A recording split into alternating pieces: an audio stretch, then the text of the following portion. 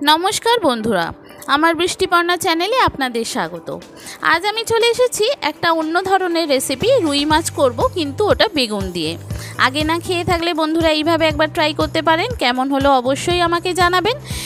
এই রেসিপিটা এত সুন্দর খেতে লাগে, যেমন বেগুন যদি ভালোবাসেন এইরকম একবার মাছ দিয়ে ট্রাই করতে পারেন। এটা কাতলা মাছ বা রুই মাছ যে কোনো মাছেরই করতে পারেন, সেম স্বাদ হবে। চলুন তাহলে রেসিপিটি দেখে নেওয়া যাক কিভাবে আমি বেগুন দিয়ে রুই মাছটা করি। আমার কাছে 3-4 পিস মতো এরকম মাছ ছিল, তো সেই মাছটাকেই আমি আজকে করব বেগুন দিয়ে। তো শুধু বেগুন আজকে দেব না, আমি একটা বড় সাইজের আলুও কেটে নিয়েছি একটু পেঁয়াজ আর একটু নিয়েছি টমেটো।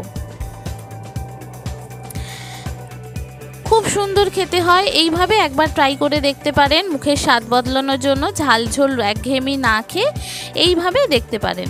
প্রথমে মাছগুলোতে নুন হলুদ মাখিয়ে এগুলোকে লাল লাল করে ভেজে নেব। বন্ধুরা রেসিপিটি যদি ভালো লাগে তাহলে আমার চ্যানেল বৃষ্টিবর্ণাকে অবশ্যই সাবস্ক্রাইব ও ফলো করে দেবেন, আর পাশে থাকার বেল আইকনটি অবশ্যই অন করে দেবেন। তাহলে ভিডিও আপলোডের সাথে সাথেই আপনাদের কাছে নোটিফিকেশন চলে আসবে ভিডিও আপলোডের। কেমন হলো রেসিপিটা অবশ্যই কমেন্ট করে জানাবেন, ভালো লাগলে একটা লাইক ও শেয়ার করে দেবেন। এবার আমি একটা ফ্রাইং প্যান নিয়েছি, তাতে আমি বেশ কিছুটা সরষের তেল দিয়ে মাছগুলোকে আগে লাল লাল করে ভেজে তুলে নেব। মাছগুলো যখন ভালো করে ভাজা হয়ে যাবে তারপর ওই তেলেতেই প্রথমে আলুগুলো, তারপরে বেগুনটা ভালো করে লাল লাল করে ভেজে তুলে নেব। অনেক তো রুই মাছের ঝাল ঝোল খেয়েছেন, আগে এইভাবে বেগুন দিয়ে যদি না খেয়ে থাকেন একবার বন্ধুরা বেগুন দিয়ে এইভাবে ট্রাই করতে পারেন। খুব সুন্দর খেতে হয়, কথা দিচ্ছি খুব ভালো লাগবে।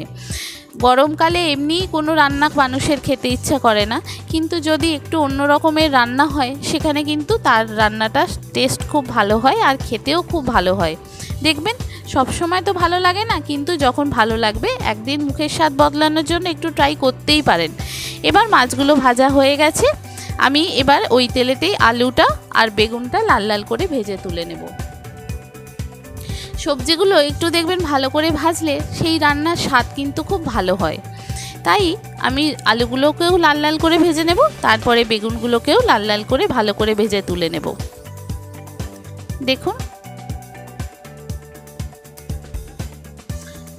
খুব সুন্দর খেতে হয় এইভাবে বেগুন দিয়ে রুই মাছ বা কাতলা মাছ আপনি যদি ট্রাই করতে পারেন। সাধারণ রান্নাকেও অসাধারণ করে দেয়, এত সুন্দর খেতে হয়। বেগুনগুলোকে একটু লাল লাল করে ভালো করে ভেজে নেব, আর বেগুন যেহেতু খুব নরম, একটু ভালো করে ভেজে নিলেই কিন্তু একদম নরম হয়ে যায়, মানে খুব ভালো ভাজা হয়ে যায়। এবার ওই ফ্রাইং প্যানেতেই আর একটু তেলের প্রয়োজন হবে, আর একটু তেল দিয়ে প্রথমে একটু গরম মশলা ফোড়ন দেব। গরম মশলাটা ভালো করে যখন ভাজা হয়ে যাবে তখন যে পেঁয়াজ আর টমেটোটা কেটে রেখেছিলাম সেই পেঁয়াজ আর টমেটোটা দিয়ে দেব। দেখুন ফ্রাইং প্যানে তেল শেষ, আমাকে আর একটু তেল দিতে হবে। তেল দেওয়ার পর একটু গরম মশলা ফোড়ন দেব, দিয়ে তারপর পেঁয়াজ আর টমেটোটা দিয়ে দেব। তারপরে একে একে বেসিক যে মশলাগুলো আছে সেগুলো সব এক এক করে দিয়ে দেব। একটু আদা রসুনের পেস্ট দেব, তারপরে নুন হলুদ জিরে গুঁড়ো ধনে গুঁড়ো সামান্য চিনি লঙ্কার গুঁড়ো সব কিছু মশলাই অল্প অল্প করে স্বাদ মতো দেব, মানে যতটা পরিমাণ আপনি রান্না করবেন সেই পরিমাণ মতো আমাকে দিতে হবে। আমি এখানে মশলার যে চামচ হয় সেই চামচের হাফ চামচ মতো করে সব মশলাগুলোই এক এক করে দিয়েছি। আর 1 চামচ দিয়েছি আদা রসুনের পেস্ট, মানে ছোট চামচের 1 চামচ দিয়েছি আদা রসুনের পেস্ট, আর মশলার চামচে হাফ চামচ করে দিয়েছি সমস্ত মশলাগুলো এক এক করে। এবার এটা খুব ভালো করে কষাবো, যদি আপনার প্রয়োজন হয় এটাকে আপনি জল দিয়েও কষাতে পারেন। এটাকে আমি খুব ভালো করে কষাবো, জল দিয়েও কষাবো। যখন কষানোটা খুব ভালো করে হয়ে যাবে, তেলটা মশলা থেকে ছেড়ে যাবে, তখন পরিমাণ মতো জল দিয়ে প্রথমে আলুগুলো আর সিদ্ধ করতে দেব, তারপরে মাছ আর বেগুনটা দেব। যেহেতু আলুগুলো সিদ্ধ হতে একটু টাইম লাগে আর বেগুন তো একদমই নরম, বেশি তা আগে দিলে ওটা হয়তো ভেঙে যেতে পারে, সেই জন্য বেগুনটা একদম শেষে দেব। আগে আলুটা দিয়ে পরিমাণ মতো জল দিয়ে এটা সিদ্ধ হতে দিয়ে দেব। যে সমস্ত নতুন বন্ধুরা আমার ভিডিওটি দেখছেন অথচ আমার চ্যানেল বৃষ্টিপর্ণাকে সাবস্ক্রাইব ও ফলো করেননি, তাদেরকে অনুরোধ করব আমার চ্যানেলকে সাবস্ক্রাইব ও ফলো করে দেওয়ার জন্য। তাহলে ভিডিও আপলোডের সাথে সাথেই আপনাদের কাছে নোটিফিকেশান চলে আসবে ভিডিও আপলোডের। কেমন হলো রেসিপিটা অবশ্যই কমেন্ট করে জানাবেন, ভালো লাগলে একটা লাইক ও শেয়ার করে দেবেন। দেখেছেন খুব সুন্দর মানে কষানো হয়ে যাচ্ছে, খুব সুন্দর তেলটা ছেড়ে যাচ্ছে।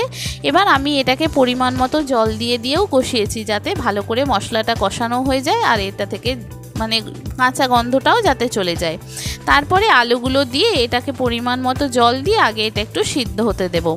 যখন দেখবো আমার আলুটা সিদ্ধ হয়ে গেছে তখন মাছ আর যে বেগুনটা দিয়েছিলাম, বেগুনটা ভেজে রেখেছিলাম, সেই মাছ আর বেগুনটা দিয়ে দেব। দিয়ে একদম একটু মাখো মাখো হবে, তারপরে এটা নামিয়ে নেব।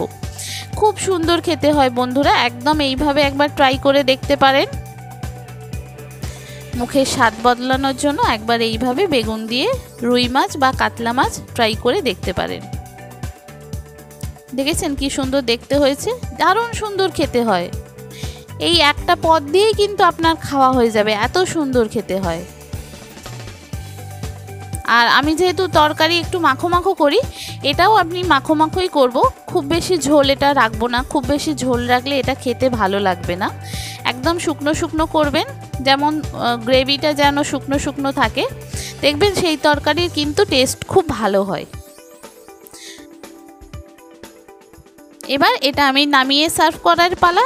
খুব সুন্দর খেতে হয় গরম ভাতে বা মানে গরমকালে ভাতের সঙ্গে দারুণ লাগে খেতে। দেখেছেন কি সুন্দর কালারটা এসেছে, খেতেও কিন্তু দুর্দান্ত স্বাদের হয় এইভাবে বেগুন দিয়ে রুই মাছ বা কাতলা মাছ।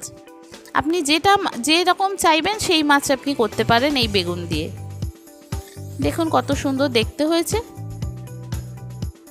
খেতেও কিন্তু দুর্দান্ত স্বাদের হয় বেগুন দিয়ে রুই। আগে না খেয়ে থাকলে এইভাবে একবার ট্রাই করতে পারেন বন্ধুরা। খুব সহজ রান্না আর খুব সুন্দর টেস্ট। আমি বেসিক্যালি সাবেকি রান্না বা সহজ রান্নাই আপনাদের সঙ্গে শেয়ার করি, এটাও করলাম। কেমন হলো রেসিপিটা অবশ্যই কমেন্ট করে জানাবেন, ভালো লাগলে একটা লাইক ও শেয়ার করে দেবেন। আর যে সমস্ত নতুন বন্ধুরা দেখছেন অনুরোধ করব তাদেরকে আমার চ্যানেলটি সাবস্ক্রাইব করে দেওয়ার জন্য। থ্যাংক ইউ বন্ধুরা।